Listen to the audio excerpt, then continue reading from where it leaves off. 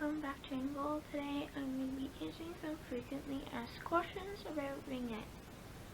So without further ado, let's get into today's video. So the first frequently asked question is Ringette just like hockey? Ringette is very similar to hockey, but is not the same sport at all. As our sticks are different, our cages are different, the rules are very different than the rules of hockey. So knowing it is just like hockey, because we can, in hockey you cannot cherry pick, as in it you can have cherry pickers all you want.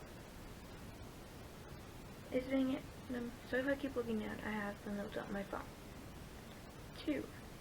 Question number 2, is Ringette slower or faster than hockey? Ringette is actually faster than hockey. It is the fastest team sport on ice. Even if you guys want to argue that, it is 100% the fastest sport on ice, as you have to pass over the blue line. And we also have the 30-second shot clock, which hockey does not. What equipment is needed? So it's the same equipment as hockey, same type of helmet, same type of skates, same shin pads, same elbow pads, same shoulder pads. Actually, you don't have to wear shoulder pads anymore. A neck guard, we do not. It's not mandatory to wear a mouth guard, but in some associations it is. The only thing that differs is our cage on our helmet. We wear a girdle instead of a jello jock, and we wear pants instead of shorts, and you don't need socks. The only people that would wear socks are goalies if they choose. My daughter can't skate. Is she still able to register to play? Yes.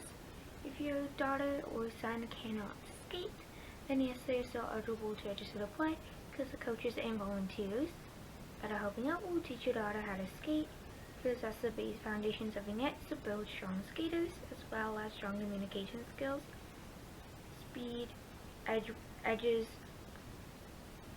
hand-eye control, but mainly to build strong skaters. How old do you have to be to register? Any age. The recommended age for kids to start is 5 years old. So have your kids register around, if you want to start them young, I suggest have them register at 5, but you can be any age. Is U16 too late to start? U16 is like the 4th highest level you can play at. Now you can register at any age you want, whether that be 5 years old or 16. So age doesn't really matter when you want to start. What are the rules? You have to pass over the blue line. Only 3 allowed in the offensive zone for each team, counting, and then 1 goalie. I'll leave the info code to my first video along the top somewhere. So if you want more details on that question, you guys can go check that video out. What are the main differences between Ringette and hockey? 1, we have the shot clock. 2, our majors are only 4 minutes instead of 5 or 10. We have to pass over the blue line. You cannot go in the crease. Our crease is larger, and there's the Ringette line as well. And instead of starting our stoppage of plays with a face-off, we start them with a free pass, and there's also a goalie ring. Plus our periods are between 15 to 20 minutes in length, unless you play the NRL. Then I do believe it's 4:13. And it's stop time, just like hockey.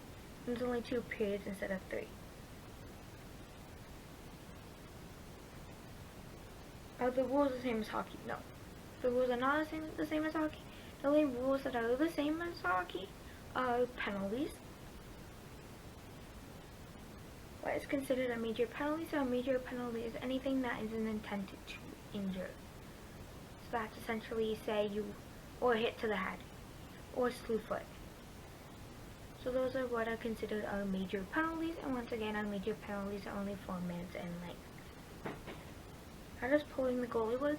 So when there's a delayed penalty against the other team, you can pull your goalie if you're losing. You can also pull your goalie.